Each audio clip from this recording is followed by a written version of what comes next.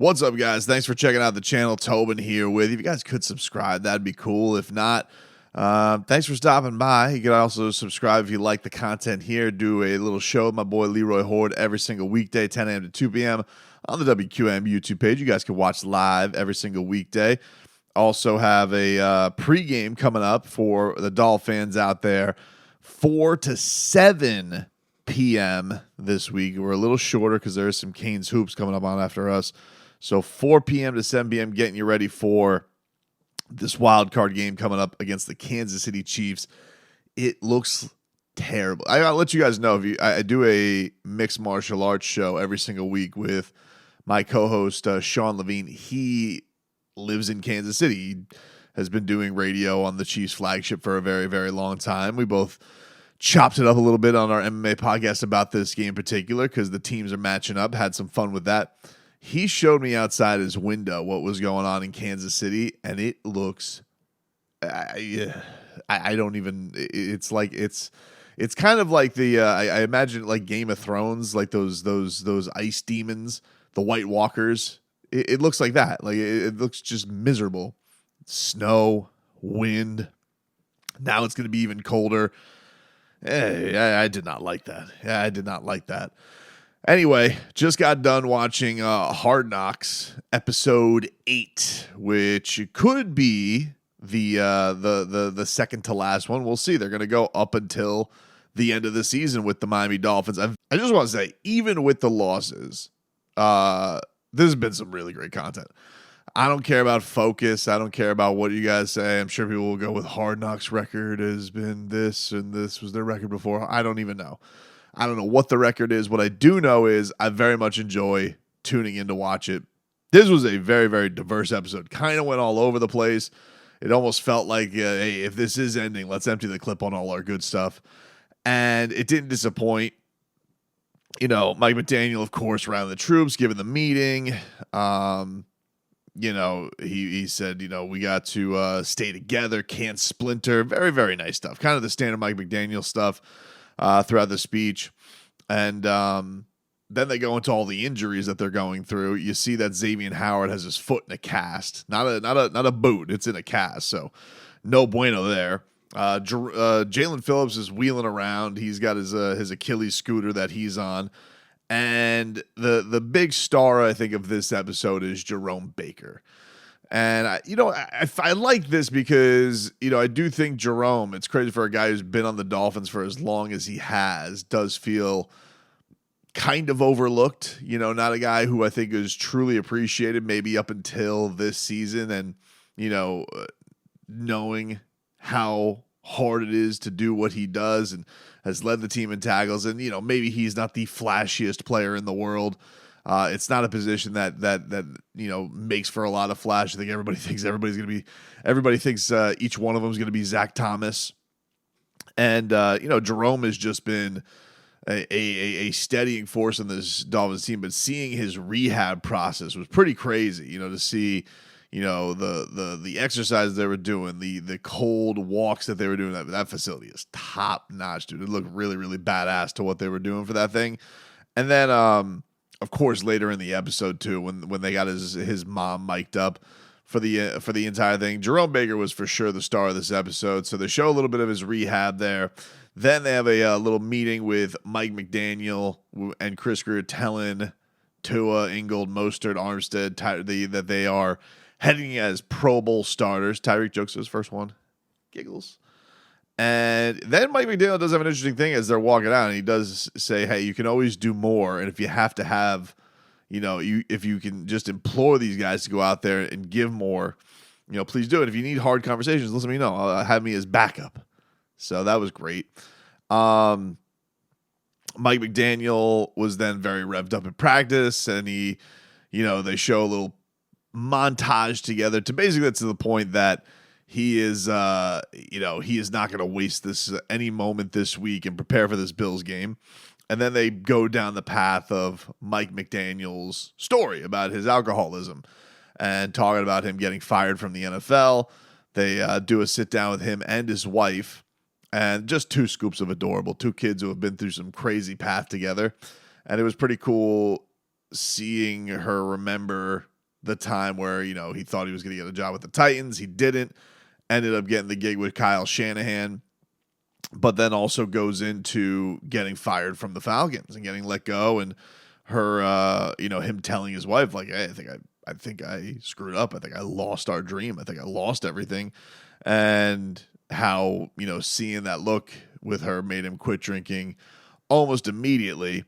And they take that back to the practice field this week and talk about the idea that it was 8 years ago to that point where he bleeped up his life and became sober and was given to the idea that so many people are bleep talkers, but this group is a bunch of doers, and that we're tighter than we were last week, even after getting embarrassed by the Baltimore Ravens. And then I am going to swear for this one because I've never heard of this statement before, but he referred to it as the Dolphins give a fuckometer is quite high, and it's very real. It's real as hell on this team, I believe. Was the give a fuckometer is quite high, and it is real on this team. So that was a saying that he came through with. Then they go into the Tyreek Hill fire, which I think the big thing from that was, they show him leaving practice. Tua is very concerned. He's like trying to call him and text him, and he's like, can you sleep at your house when it's burned down? And they're like, no, dude, you can't sleep. No, you can't do that. And they'd circle back to Tyreek coming back, and he's saying, like, the house is effed. Can't live there. Can't be in there. Upstairs is all burnt down. Smoke damage, fire damage. So, damn, that sounds like it sucks. And was really scary for the cheetah and his family. So, all the best for that. They do a really cool package on Drew Brooks, the head of Dolphins security, and he's also the get back coach for Mike McDaniel. Dude's a Hulk. He got hurt by Patrick Mahomes. Revenge game for Drew Brooks this week because Patrick Mahomes ruined his tricep. And he talked about, him losing his son and just, how football was his saving grace and all that type of stuff. Really a heartbreaking story, but it's impossible not to root for that guy. And you got to relive him. Getting outrun by Mike McDaniel on Sunday Night Football with the sprint. So they finish off their prep for the Bills. Jerome Baker, again, star of the episode. He gives the speech to the team. Basically, you remember his quote where he's like, "I'm tired of losing to the Bills." It was kind of that. He's tired of losing to the Bills. And unfortunately, didn't know it was ahead of him. But look, he's returning from injury. He's been very important to the team. And they had his mom mic'd up for the game. So, he's out there. He's making the kick-ass play. We all know that he makes the play at the end of halftime to basically keep that lead with that huge hit. And then right after halftime, and Tua was very chipper after halftime. He says, let's go get this hat and T-shirt. And Tua was talking about this. There was a point. It was funny. It was interesting. In the first half, he talked about after the first TD drive, he goes, that's what's going to take. Long, sustained drives, take what they give us. Which was some great foreshadowing by the Hard Knocks people because obviously very short, non-impactful drives for the Miami Dolphins was kind of their undoing and swung the entire momentum. But the big thing of this is you see that the Jerome Baker injury that happens where he hurts his wrist. He's playing through it and plays the entire game through it. He had a hit on Josh Allen where he, aggravated it. And they keep going to his mom. His mom, can tell something's really wrong, but, the fans behind him are like, oh, no, he's fine. But he obviously was not fine because we'd find out after the game that he's done. He's done for the playoffs. They go to Drew Rosenhaus, who goes to, because it was Jerome Baker's mom is on the phone with him. And she goes, hey, you fine? He goes, yeah, just getting x-rays, but I'm okay. And then they cut to Drew Rosenhaus, who walks out of the shadows. Hey, Drew. And he gives her the news that, hey, busted wrist and he's got his arm. He's got to get surgery right away. He's done for the playoffs. He's broken. Brutal. Just absolutely brutal. So that was tough to see Jerome Baker go through that. But I do think, I do hope, this is why I think Hard Knocks is awesome. I do think that for the Dolphin tuning in who has rooted for Jerome Baker, but there's always been I feel like Jerome Baker's one of those guys where people are kind of peeking, oh, why can't we get Roquan Smith? Why can't we get this guy linebacker? I hope that this kind of gives people a new love for Jerome Baker and how much he seems to mean to that team and how hard he works and all that type of stuff. I thought it was pretty cool. So was unfortunate ending, but we'll very hopeful that this gives him even more shine to the Dolphin, because I feel like with Wilkins and Sealer, they've been getting a lot of the run. And obviously Jalen Ramsey, big time star. But yeah, that was brutal news this week for Mike McDaniel to come out of the box and reveal to everybody, done. So that was that. The only other two things I want to mention. So they show Tyreek Hill looked really banged up at the end of this game. The play that he got hurt before Tua's interception to Chase Claypool. Yeah, he looked a wreck. And there's even a scene where Alec Ingle really comes over to him and just is proud of him for fighting through everything he could fight through. I'm sure with the stress of the week and physically what he's going through. But yeah, Tyreek looked like he was messed up in this game, man. He looked like he was messed up. And then, yeah, that throw to Claypool with not looking at all like the two were on the same page. I would venture to guess Claypool, based on his lack of action, was he running the right play? I don't know. Probably not, dude. Have you guys seen this thing that NFL Memes has put up? That was where I saw it. I don't know who had the originator. Everything kind of gets stolen on Twitter and social media. But were you guys aware there is a Chase Claypool curse that is perusing after, and it basically shows Dolphins since getting Chase Claypool. I think before Chase Claypool, we're 8-1, and after Chase Claypool or maybe it was 7-1, and then 4-5. I think that was how it divvied up. And then his record with the Bears was 1-10 over his half part of 2 seasons. And then the Bears had a winning record after he left. So, I don't know if it's scientific, but I saw it on a meme, so it must be true. Anyway, I think the last 2 interesting things from this episode: Josh Allen, rat bastard that he may be, very talented, very tough to bring down, and a moose.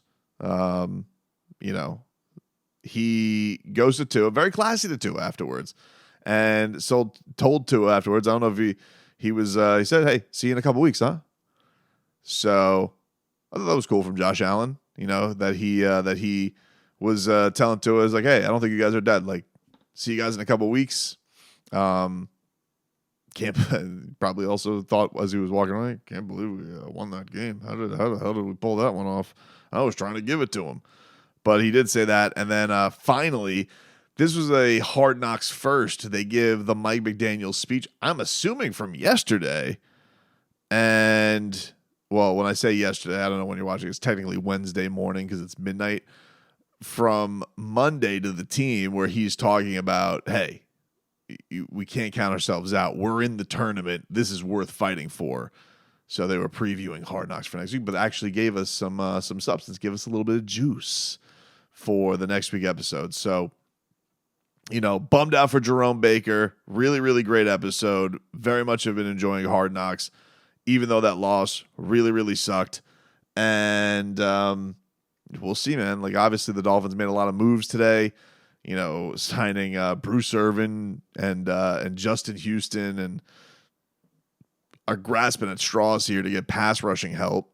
They mentioned today on the injury report that they didn't estimate it because they haven't practiced, but that Tyreek Hill had a quad on top of the ankle. And then there was a group of guys who I guess wouldn't have practiced. Let me see if I got this list here. It was, they estimated Teron Armstead went to practice, Javon Holland, Howard, who we know is out, Xavier Howard, and Deshaun Elliott with his calf. So, the Dolphins have to brace themselves for some serious, crazy, cold weather, and also are going to try and, bring themselves together on this whole front of, hey, can we, get this together for one game against a Chiefs team that has not been, last year's Chiefs team was not Tyreek Hill's Chiefs team. A champion, though, a champion. You have to, just like the Bills, we're a team that was flawed, maybe looking like they were trying to find their way out of the playoffs, and you couldn't knock them off. Well, now this is kind of your redemption fight. You have a chance to take on a Chiefs team that, doesn't really look quite the same, maybe has their eye off the ball, has more news about their off-field stuff with, Travis Kelce, Dayton Taylor Swift, and no receivers, and, Patrick Mahomes being a crybaby this year, and Kadarius Toney with lobster claw receiving hands and all that type of stuff. This is you beat them, figure things out from there. If they could just get this one, then, maybe some other stuff will break their way. It's obviously they put themselves in a really, really tough position because going out on the road in the playoffs where you could have been is a tough thing to think about, but that's over now. So is the fortitude there for the Dolphins? Their coach is going to have that belief, but is the fortitude there from the Dolphins and the ability physically for them to pull that off, to go knock off the defending champs, and then see if they can keep this, keep trying to keep their season alive. But, if you get that first one, man, if you do get that first one, people are trying to compare this to the Heat, and I don't necessarily think that you can quite say this is a Heat type of playoff run coming up, because the Heat were kind of floundering all year. The Dolphins went all the way up, then kind of came crashing down at the end from their seeding standpoint. But the thing that always had to give you faith was as soon as Jimmy Butler showed you he could go toe-to-toe with Giannis, then all of a sudden it's like game on for the rest of the playoffs. So from the Dolphins' perspective, if you can go knock off the champ in negative wind chill weather with a broken-ass defense, the belief in this team is going to be sky high all of a sudden. So that's what's going to be the interesting thing. They've taken a couple of really tough weeks on the chin. Doors blown off them by the Baltimore Ravens, embarrassed, and then collapsing against the Buffalo Bills. Can they find a way to bounce back? It's going to be a fascinating thing to see.